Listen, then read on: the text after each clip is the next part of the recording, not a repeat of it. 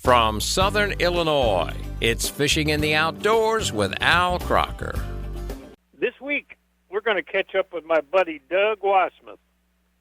This guy is the man here at Carlisle Lake Project Office, U.S. Army Corps of Engineers, Assistant Project Manager. We got a lot to talk about here as we head into the fall.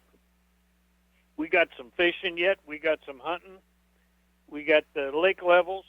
I'll be right back. We'll cover it all with Doug.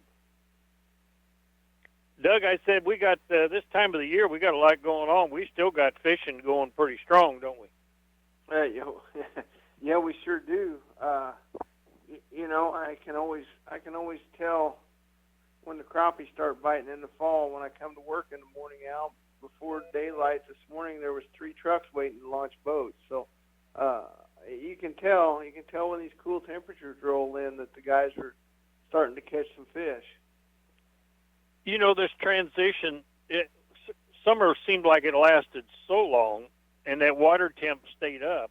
And now as this water drops into the 60s and then into the 50s, we transition over to the crappie really quick.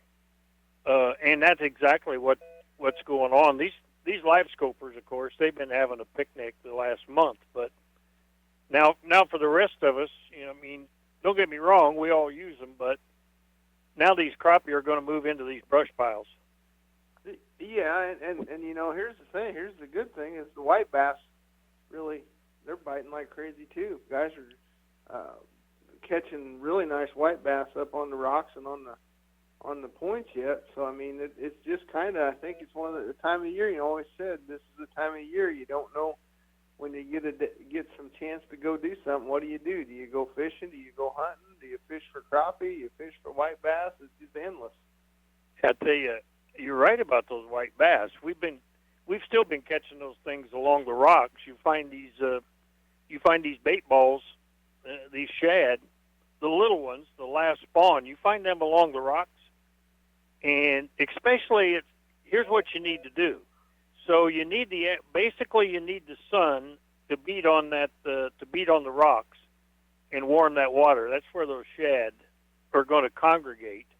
Or on these shallow banks, or like you said, the points, the clay or sand, they'll get up there in that 2 foot of water, and you can have some fun now.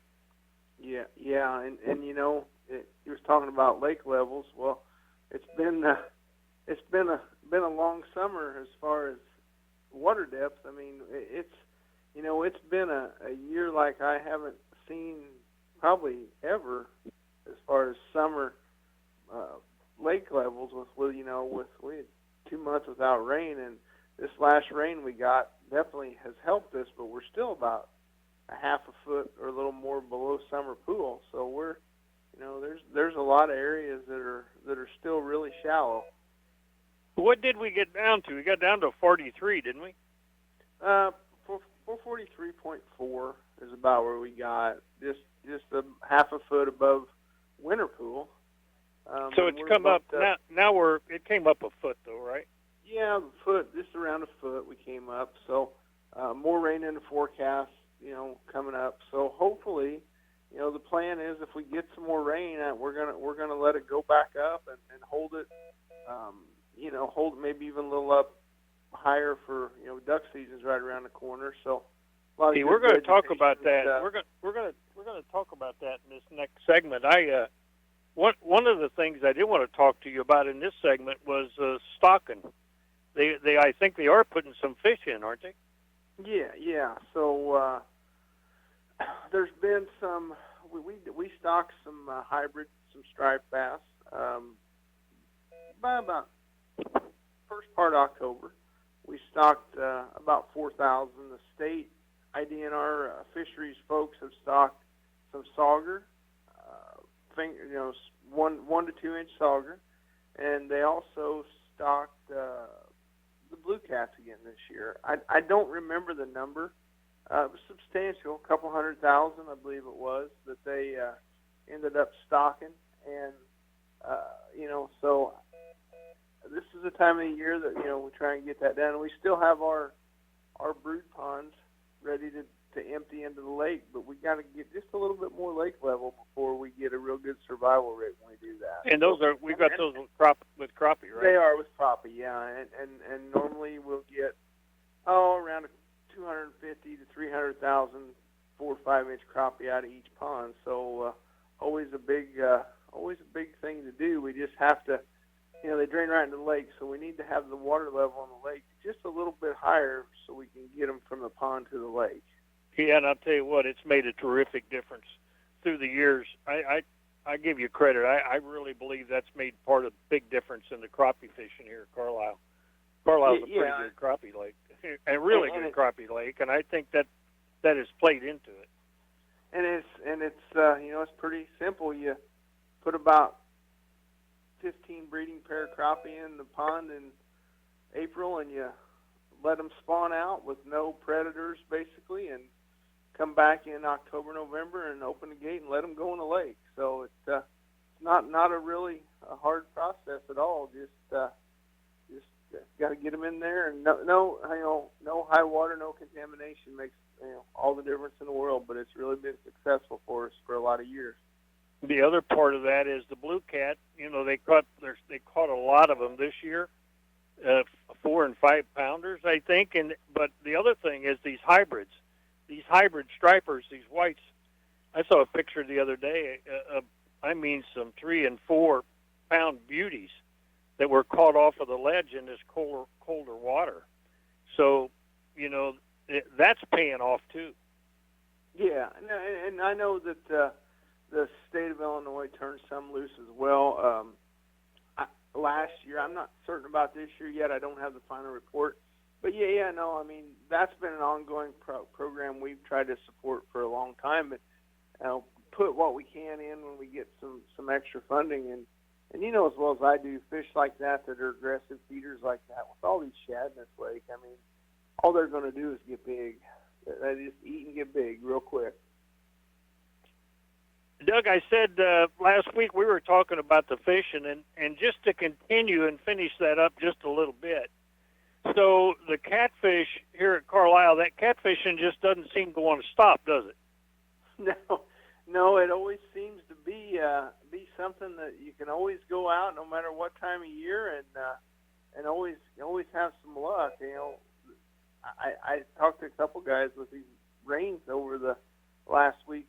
They said the creeks, they come up a little bit, and they must have really been whacking them up in the creek. So always good.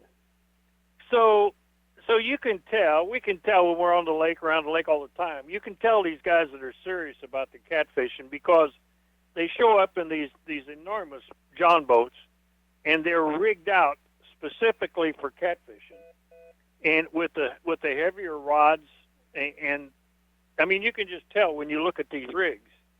And I'm starting to see more of them in the last couple of weeks here at Carlisle, which tells me that these guys are whacking these catfish.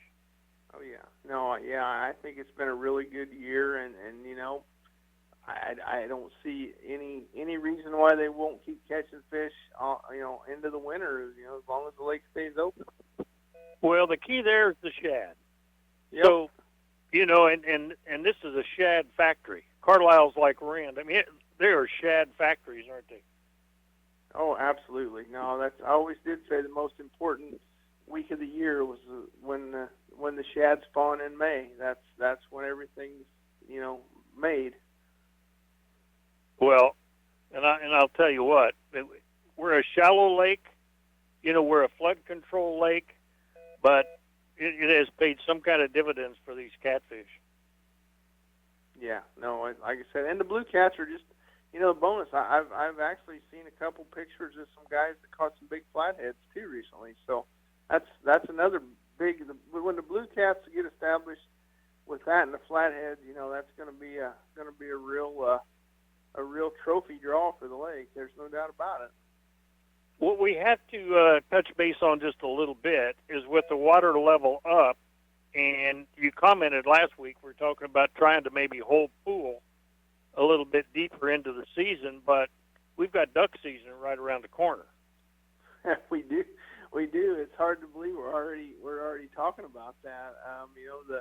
the archery deer season's kicked off. We got that going on, always popular. But yeah, duck season right around the corner. A couple 3 weeks away. We got the youth season coming up.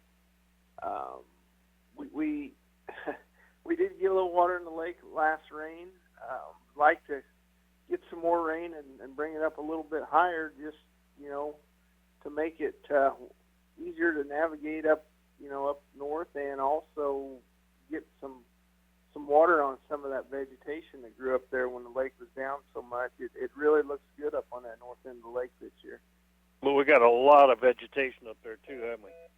Yeah. I mean, it's been a good year for that. All of our we have several impoundment areas that we manage up on that north and east side, and we got levee work completed last year and this year to fix some stuff that had been damaged by high water in the past. And probably those areas look as good this year as I have seen them in years, and I think it's going to really, if Mother Nature cooperates and we get some cold weather up north, I think it's really going to pay off.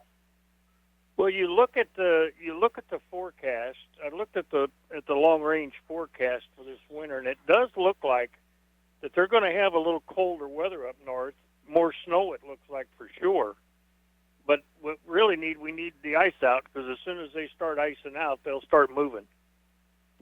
Yeah, no, and we always get a lot of these waterfowl. A lot of it's changed over the years on the migration pattern. We that's a whole other story. But we always have seen the first good push of ducks into Carlisle around this time, into October, Halloween.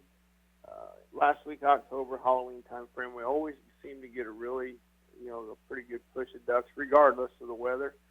And then anything after that, just depends on what happens up north. Well, the other thing is these farmers have had plenty of time to get the crops out and to get the wheat back in, the winter wheat, and that's another thing is the food source. I mean, that's why it's so important that we have the vegetation on the lake, because I don't know that there's going to be a whole lot of fields for them to hit.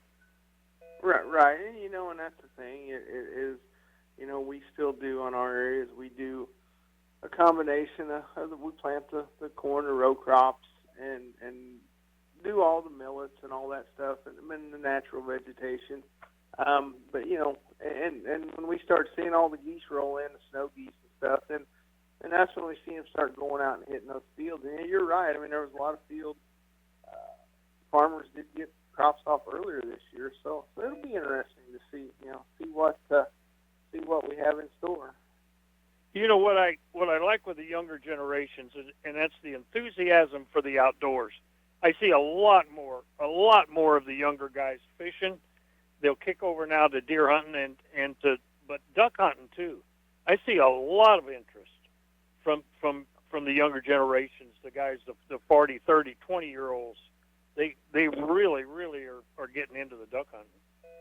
Yeah, and that's the thing we try to focus on is, anybody that's duck hunted Carlisle Lake knows that it can it can get crowded at times. And one of the things we try to focus on is to just make as many areas user friendly as possible. Give the people an opportunity, to have options to go different places, and that's what we're all about. Obviously, we can't do everything we need to because of the money and whatever, but we try to put as much effort and focus as much of our resources as we can on giving them an opportunity to go different places on the lake. Yeah, and you'll do a great job of that. Doug, thanks, brother, for taking the time and catching us up. I'll be in touch